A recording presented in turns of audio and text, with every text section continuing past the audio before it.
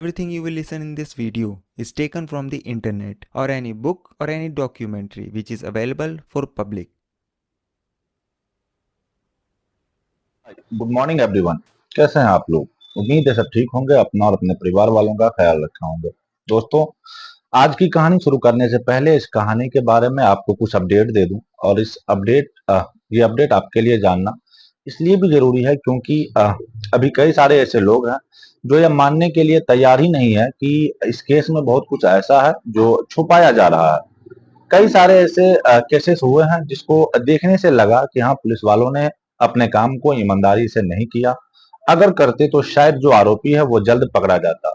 अगर ठीक से अपना काम करते, लापरवाही ना बरतते तो उनके काम में टाइम से अगर उनके कानों में जू रेंग जाती तो शायद यह केस जल्दी सॉल्व हो जाती। लेकिन उसमें यह नहीं लगता है जो कि पुलिस वाले वो आरोपी को बचा रही है। लेकिन यह जो आर्जिकल मेडिकल कॉलेज में हुआ, इन तमाम चीजों को जो आप लोग जानते हैं पहले से, और सुप्रीम कोर्ट में जो कुछ हुआ उसको जब आप जानेंगे तो फिर आपको लगेगा कि जो पुलिस है वो आरोपियों को बचाना चाह रही है। और शायद बचा इसलिए रही है क्योंकि इसमें बड़े बड़े लोगों के नाम शामिल हैं और इतने बड़े मामले में अगर पुलिस अपने पर आए तो भी नहीं बचा सकती है। खास करके तब जब पूरे देश में इस मामले को लेकर के लोग इच्छुक हैं। इस मामले के बारे में हर घंटे अपडेट आ रहे हैं और किसी न किसी तरकीब से लाने की लोग कोशिश कर रही है। पुलिस अगर अकेले चाहे तो भी नहीं बचा सकती है, बशर्ते शासन से लेकर के सरकार तक हर कोई इस केस में इन्वॉल्व ना हो। अब ऐसा क्यों कह रहा हूं? जब आप इस केस के बारे में कुछ जानेंगे तभी आपको समझ में आएगी। तो सबसे पहले ये केस के बारे में आप जान लीजिए। पहली चीज, इस मामले में कितनी लापरवाही हुई है पुलिस के द्वारा वो आप सभी जानते हैं। उन्हीं के अंदर एक आरोपी छुपा हुआ है, उसको उन्होंने पकड़ लिया। पकड़ने के बाद फिर सीधा सीधा कह दिया कि यही आरोपी है। इसके पीछे जो रीजन बताया कि क्राइम सीन पर यह आदमी का एक ब्लूटूथ का एक टुकड़ा मिला है और वो ब्लूटूथ उस आदमी का जो ब्लूटूथ का टुकड़ा मिला है उसको जब पेयर किया गया तो आरोपी के मोबाइल में वो चीज पेयर हो गया, वो ब्लूटूथ। अब क्राइम सीन पर ब्लूटूथ के टुकड़े का मिलना और ब्लूटूथ के टुकड़े का फिर उस क्राइम सीन पर उस आदमी से संबंध होना, दोनों चीजें मैच हो गई और मैच होने के बाद यह मामला क्लियर हो गया कि यही एक आरोपी है।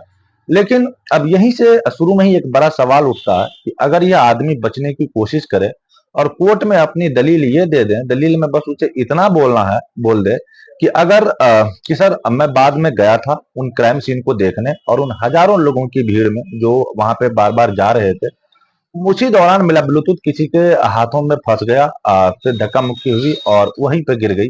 भीड़ ज्यादा थी, मैं उठा नहीं पाया और पुलिस ने फिर वहां से इसी चीज को एक मुद्दा बना करके मुझे फंसा दिया है।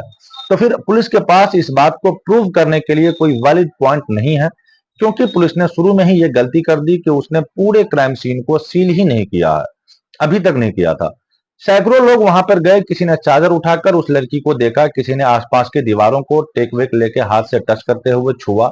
तमाम लोग उस जगह पर जा रहे थे जो फुटप्रिंट, फिंगरप्रिंट हजारों लोगों की मौजूद हो गई और साथ ही उस टाइम तक कोई एक एफआईआर भी नहीं हुई थी और कायदे से जो नियम है उस हिसाब से इतने बड़े सेंसिटिव मामले में जो पूरा फ्लोर है वो सील होना चाहिए। तो जो बचने के लिए संजय घोष को जो पहला पॉइंट है वो यही कहना था। हालांकि जो विसरा रिपोर्ट है और ये तमाम चीजें जो आएंगी वो डीएनए सैंपल होगा, ये तो खैर बाद की बात है। अभी तक जो पुलिस के पास बस एक आधार है, वहां पर जो ब्लूटूथ का एक टुकड़ा मिला है और ब्लूटूथ का जो टुकड़ा उस शख्स के मोबाइल से जो पेयर हुआ है, लिहाजा वो आरोपी है। और बचने के लिए सिंपल एक लाइन बोल देगा कि साहब मैं बाद में गया था देखने, भीड़ ज्यादा थी, क्राइम सीन पर बहुत सारे लोग थे, किसी ने मेरे हाथ पे हाथ लगाया या फिर मेरे कान को टच किया, उस दौरान मेरा ब्लूटूथ वहां पे गिर गया, मुझे पता नहीं चला और अगर मुझे पता चला भी तो भीड़ ज्यादा थी, मैं उठा नहीं पाया। इसीलिए इसलिए फिर ऐसा हो गया। तो इस पॉइंट को कि ब्लूटूथ उस आदमी का है और वह क्राइम सीन पर मौजूद था, उसने क्राइम किया और उस दौरान ब्लूटूथ निकला, इस बात को प्रूव करने के लिए पुलिस के पास कोई वैलिड पॉइंट नहीं है क्योंकि पुलिस ने उस पूरे क्राइम सीन को कभी सील नहीं किया था। अब दूसरी बात, इस मामले में जो सुप्रीम कोर्ट है, जो आप सोच के देखिए कि सरकार गंभीरता से नहीं ले रही है, सुप्रीम कोर्ट ने गंभीरता दिखाई है। उन्होंने स्वतः संज्ञान लिया और कहा कि इस मामले पर क्या कुछ हुआ उसको हमें बताइए। अब सरकार की तरफ से जो वकील है कपिल सिब्बल साहब, वह पेश करते हुए सरकार, मतलब जो कि पुलिस है जो जांच पड़ताल कर रही है, जब उन्हें पेश किया गया तो मुकदमा यह नहीं था कि आरोपी कौन है, उनको सजा मिलेगा या नहीं मिलेगा या क्या मामला था, उनकी सरकार की क्या गलती है। तो सरकार और पुलिस को डिफेंड करने के लिए सिब्बल साहब गए और पहला सवाल जो पूछा गया कि भाई एफआईआर कब दर्ज हुई। अब उम्मीद थी कि जज साहब सुनेंगे कि एफआईआर घटना के 2-4 घंटे बाद हुई, या फिर जब फोन किया गया, जब मुझे फोन आया तो फिर हमने एफआईआर दर्ज कर ली। कम से कम यही चीज तो हर कोई उम्मीद कर सकता था। लेकिन हुआ यह कि लोगों का जो एक अप्रूवल था, उन्होंने सोचा कि एक तरफ पोस्टमार्टम हो रहा है जो एक नियम कहता है, और एक तरफ एफआईआर दर्ज हुई क्योंकि नियम भी यही कह रहा है।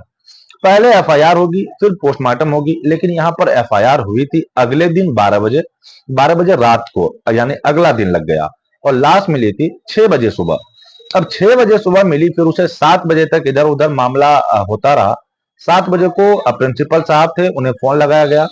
फोन जाने के बाद किसी ने उन्हें इस तरह की इस सारी घटनाओं के बारे में बताया, उनकी तस्वीर देखी, और उसके बाद 1 घंटे आप सोच के देखिए कि ऐसी कोई भी चीज अब कहीं भी इस तरह की घटना घटती है, वो भी कॉलेज में, तो आम तौर पर आदमी भाग के ही आ जाता है, चाहे वो जिस भी हालत में हो, भले वो हाफ पैंट की स्थिति में ही क्यों न हो।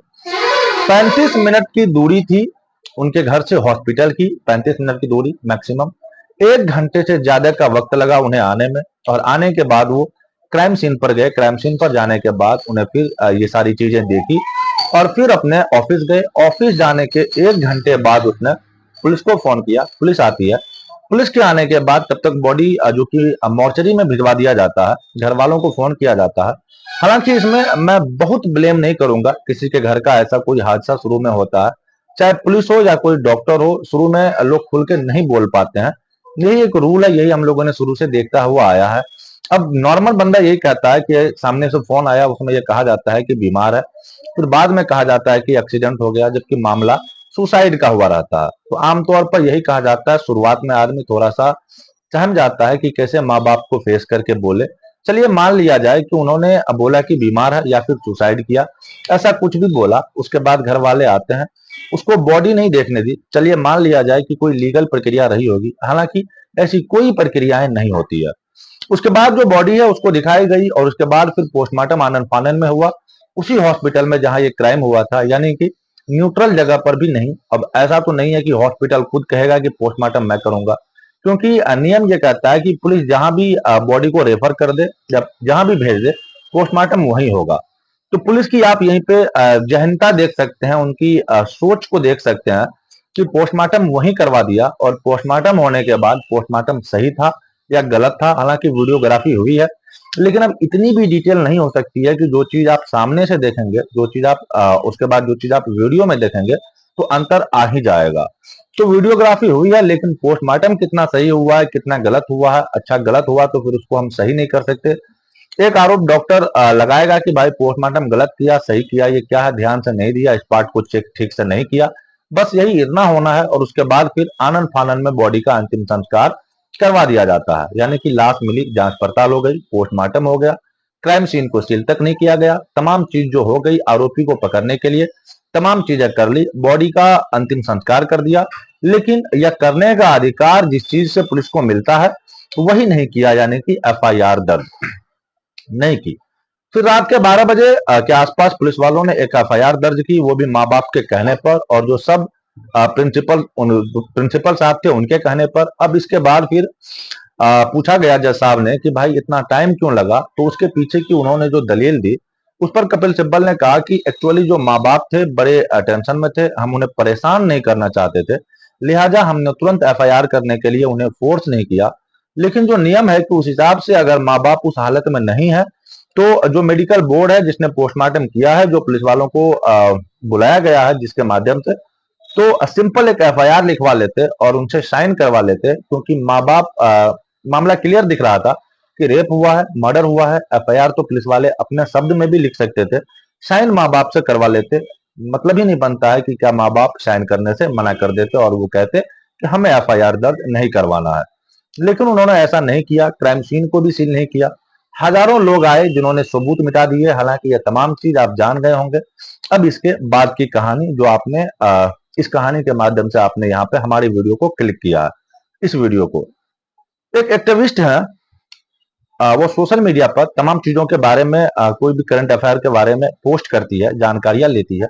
नाम है उनका मधु। अब मधु जी ने सीबीआई को टैग करके जो जांच कर रही है, जिस एजेंसी ने जांच का बीड़ा जिम्मा अपने कंधे पे उठाया है, उसको टैग करके एक लंबा चौड़ा स्क्रिप्ट लिखा और स्क्रिप्ट में दो लोगों की बातचीत की। हालांकि बातचीत जो थी वो बांग्ला की थी, बांग्ला भाषा की थी। अब उन्होंने इंग्लिश में ट्रांसलेट किया और सीबीआई को टैग किया। और अब जो दावा किया गया है उस स्क्रिप्ट में कि पहले कैरेक्टर का नाम शोभा मुखर्जी और दूसरा कोई अननाउन था। शोभा मुखर्जी उसी हॉस्पिटल में एक डॉक्टर है और वो बातचीत कर रही है, बातचीत में यह दावा कर रही है इस क्राइम सीन पे और इस पूरे केसेस के बारे में वो कुछ जानती है। तो क्या जानती है शोभा मुखर्जी के अनुसार? तो यह सब कुछ हुआ वो बहुत प्लान तरीके से हुआ है और इसमें जो संजय है उसे बलि का बकरा बनाया गया है। प्लान तरीके से मतलब जो हॉस्पिटल मैनेजमेंट है उनका इस महिला डॉक्टर से जो रिलेशन था वो ताल्लुकात अच्छे नहीं थे और वो कुछ और चाह रहे थे और कुछ और चाह रही थी, दोनों के बीच की टकरार थी। इसी बात को लेकर के फिर जो मैनेजमेंट है उसने इस महिला को परेशान करना शुरू कर दिया और यहां तक कहा कि तुम्हारी जो थीसिस है वो हम पूरा नहीं होने देंगे, तुम्हारी जो पीजी की डिग्री है वो हम करने नहीं देंगे। तो परेशान करने के कई सारे तरीके थे, जैसे सबको भेज देना, उसकी ड्यूटी लगा देना, सबको कह देना कि आज तुम्हारी छुट्टी है और उसको कहना कि आज तुम्हारी छुट्टी नहीं है। जैसे ही ड्यूटी से वो घर पे जाए या फिर आराम करने के लिए जाए तो फौरन उसको बुला लेना। और यह सिलसिला महीनों से चल रहा था, जिसको लेकर के इन सबके बीच टकरार थी। अब जो हायर अथॉरिटी थी वो इस बात का फायदा उठाकर उसको परेशान कर रही थी। अच्छा, इस महिला बेचारी की गर्ज थी कि इसको थीसिस करनी थी और अपनी पीजी की डिग्री पूरी करनी थी, यहीं से करनी थी। तो क्या इस बात को लेकर के उसे बार बार परेशान किया जा रहा था, लगातार तोड़ने की कोशिश की जा रही थी कि वो टूट जाए और इन्हीं के फेवर में आ जाए। लेकिन वो महिला टूटी नहीं, बल्कि काफी बहादुर थी, लड़ रही थी, झगड़ रही थी, अपनी स्टैंड को मजबूती से रख रही थी। जब वो नहीं टूटी तब इन्हें लगा कि यार ऐसे कैसे, और कोशिश करो। और कोशिश की, साथ के जो लोग थे इन महिला डॉक्टर के वो उन्हीं लोगों के पक्ष में थे। अब इस बात को लेकर के इस साथ के लोगों ने, इनसे भी टकरार होती रहती थी और वो चाहते थे कि वह भी शामिल हो जाए। ट्रेनिंग डॉक्टर वो शामिल नहीं हो रही थी। अब इसी बात को लेकर के इन सबके बीच एक जंग का माहौल छिड़ गया। आलम यह हुआ कि उस महिला को परेशान करने के लिए, उस ट्रेनी डॉक्टर को परेशान करने के लिए 2-2 दिन तक बिना सुलाए, बिना खाना वाना खिलाए, इमरजेंसी मतलब सिचुएशन को भी टाले कि तुम्हें नहीं जाने देना है। अब डॉक्टर ने बोल दिया तो भाई कैसे जा सकती है? घटनाक्रम से ठीक 36 घंटे पहले उसकी ड्यूटी लगी थी, यानी कि पूरा 24 घंटा और प्लस 12 घंटा, यानी कि आज अगर मैं ड्यूटी पे जाऊं और ठीक इसी टाइम कल तक और सुबह रात के 10 बजे तक मैं लगातार ड्यूटी करता रहूं। अब ऐसे उसकी ड्यूटी लगाती और ऐसी ड्यूटी लगाने के बाद वो बुरी तरह मानसिक रूप से एग्जाइटेड, फिजिकली रूप से थक गई होगी। न खाया, न पिया, न बैठा, न मौका मिले बैठने का। तो कहाँ जाए? फिर बैठने का मौका मिली भी तो हायर अथॉरिटी का आदेश था कि भाई अब बैठना नहीं है, काम करना है, लगातार काम करना है। 36 घंटे लगातार उसकी ड्यूटी कराई गई। उसके बाद फिर ये लोग उसी सेमिनार हॉल में खाना खाने जाते हैं। अब कायदे से उतना बड़ा हॉस्पिटल था तो ऐसा नहीं था कि एक ट्रेनी डॉक्टर थी उसको सोने को मिला, कईयों को सुलाना था यहाँ पे, क्योंकि जितनी भी नर्सेस हैं, जितनी भी डॉक्टर हैं, कोई भी अकेले नहीं सोना चाहता है। सब चाहते हैं कि भाई साथ में सोए, रात में बातचीत करते सो जाएंगे। उस दिन ये रूमर उड़ा दिया गया कि वहां पर कोई तोड़फोड़ हुई है और वहां पर अंडर कंस्ट्रक्शन काम चल रहा है, तो अभी वहां पर नहीं जाना है, सबको रोका गया। और इसको बताया गया कि वहां पर ऐसा कुछ नहीं है, तुम जाओ। या प्लान सोचिए, किसी को वहां नहीं जाने दिया जाए जिस जगह पे, बल्कि 50 से 60 लोग सोने जाते थे। इतना बड़ा हॉस्पिटल था, इतनी नर्सेज होती थी।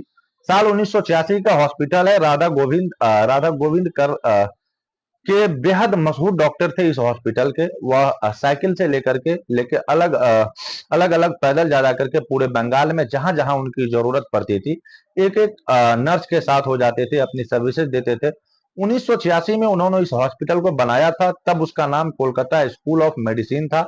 1986 से 2024 तक हॉस्पिटल चल रहा है। क्या उसका रुतबा रहा होगा, क्या उनका एक्ट रहा होगा, उसमें कितने लोग पढ़ने आते होंगे, कितने डॉक्टर्स होंगे, बताने की जरूरत नहीं है। कोई प्राइवेट, कोई छोटा सा हॉस्पिटल था नहीं कि 2-4 लोग थे, सैकड़ों की भीड़ थी। सबको रोक दिया गया, अकेले इस महिला को सुलाया गया। सुलाने के बाद क्या हुआ, रात में लोग लगभग 2-2:30 के वक्त का, आसपास के वक्त का ये लोग खाना खा रहे थे, जो कि उस रिकॉर्डिंग में भी है सीसीटीवी के। खाना खाने के दौरान उस महिला कर्मचारी से इसका झगड़ा हुआ, उसी बात को लेकर के। जब झगड़ा हुआ तो उसमें कोई कई ग्रुप बन गए। एक तरफ ये अकेली, सामने से तमाम लोग, 7 से 8 लोग, मारपीट हुई। इन सब ने मिलकर इनको बुरी तरीके से पीटा। पीटने का आलम यह हुआ कि इसके शरीर को उल्टा किया, उल्टी गर्दन रखी, इनकी गर्दन पे पैर रखी, इनकी जो रीढ़ की हड्डी है वो खड़ी हो जाए, टूट जाए, जिसकी वजन से गर्दन बुरी तरीके से प्रेशर पे उनकी पीठ पर चोट लगी। बुरी तरीके से इसको घसीटा गया, मारा गया, पीटा गया, जिस वजह से इसकी पैर की हड्डी उखड़ गई और पैर की हड्डी उड़ते उड़ते इसके प्राइवेट पार्ट से ब्लीडिंग होने लगी। अब इतना करने के बाद इन्हें पता था कि किसी को बलि का बकरा बनाना है, और इन्हें यह भी जानकारी थी कि उसके पास एक ऐसा शख्स मौजूद है जो औरतों को लेकर के बहुत अजीब अजीब विचार रखता है। कई ऐसे सीरियल किलर है, जैसे कि मैंने बरेली की सीरियल किलर की कहानी आप लोगों को सुनाई है, जो औरतों से नफरत करता था और वो चाहता था कि हर औरतों को, दुनिया की हर औरतों को मैं मार दूं। अब ऐसा ही कुछ विचार संजय का भी था। संजय की कई पत्नियां थी, कईयों को वो मार चुका था, कईयों के साथ कईयों को कई उनको छोड़ के भाग चुकी थी, सेक्स रैकेट में इन्वॉल्व था, कई रेड लाइट एरिया में वो जाया करता था। यह तमाम चीजें इन लोगों को पता चली, तो इन्होंने कहा कि यार अपना काम तो हो गया, अब एक काम करो, संजय को लाकर बलि का बकरा बना दो। तब यह लोग जाते हैं और संजय को कहते हैं कि ऊपर जाओ, तुम्हारे लिए एक शिकार है। और संजय उस टाइम नशे में धुत था, उसे कुछ पता नहीं। उसके बाद वो ऊपर गया, उसने देखा एक महिला डॉक्टर बिना कपड़े के बेहोश है। कुछ नई महिलाओं को लेकर के उसका विचार ऐसे भी अच्छे नहीं थे। इससे पहले कि वो दो बार रेड लाइट एरिया जा चुका था, एक सोनागाछी एक जगह है और एक कहीं और। दोनों जगह जाने के बाद वो उत्तेजित था। उसके बाद इसने रेप कर दिया। अब रेप करने के बाद एक बार किया, मल्टीपल टाइम किया, क्योंकि जो सीमन की बात कही जा रही है कि एक आदमी एक बार में अगर 10 ग्राम करता है, तो 2-3 बार में अगर वो मल्टीपल टाइम रेप करेगा तो हो सकता है कि 40-50 ग्राम, इसमें कोई डाउट नहीं है। या फिर हो सकता है कि जो मेल डॉक्टर थे वो रुक गए होंगे, उन्होंने भी रेप किए होंगे। या हो सकता है कि इतना होने के बाद ये जो चार लोग आए थे सुबह, फिर बॉडी देखने का नाटक किया। बॉडी देखने के बाद फिर जो लिपापोती हुई, और सबसे ज्यादा लिपापोती इसलिए भी उठ रही है क्योंकि सरकार ने इसमें बड़ा अजीब रवैया अपनाया। क्योंकि पुलिस सरकार के अंडर है, पुलिस ने ही उस पूरे क्राइम सीन को फिक्स किया है, न सील किया, न कोई ऐसा काम किया कि किसी को गिरफ्तार किया। समन भेजा प्रिंसिपल साहब के पास, उसने कहा कि भाई टाइम नहीं है। उन्होंने कहा कि भाई नहीं है टाइम तो आप आराम से आइएगा, एक रेप ही तो है, छोटा सा एक रेप, इसकी कौन इतनी बड़ी महत्व इनकी रखता है। एक लड़की का रेप होना हमारे यहाँ इंडिया में इतनी कौन सी बड़ी बात हो गई है। उन्होंने कहा कि आप आराम से अपना टाइम लेकर के आइए, 1 घंटे में आइए, 2 घंटे में आइए। तो यही थी हमारी आज की अपडेट। आई होप अपडेट आपको समझ में आ गई होगी। अगर पसंद आया हो कहानी तो वीडियो को लाइक जरूर कीजिएगा, और चैनल पर अगर नए हैं तो जाते जाते चैनल को सब्सक्राइब कर बेल आइकन जरूर से दबा दीजिएगा। जल्दी मिलते हैं किसी और वीडियो में किसी नई कहानी के साथ, तब तक के लिए अलविदा लेना चाहते हैं। जय हिंद, जय भारत।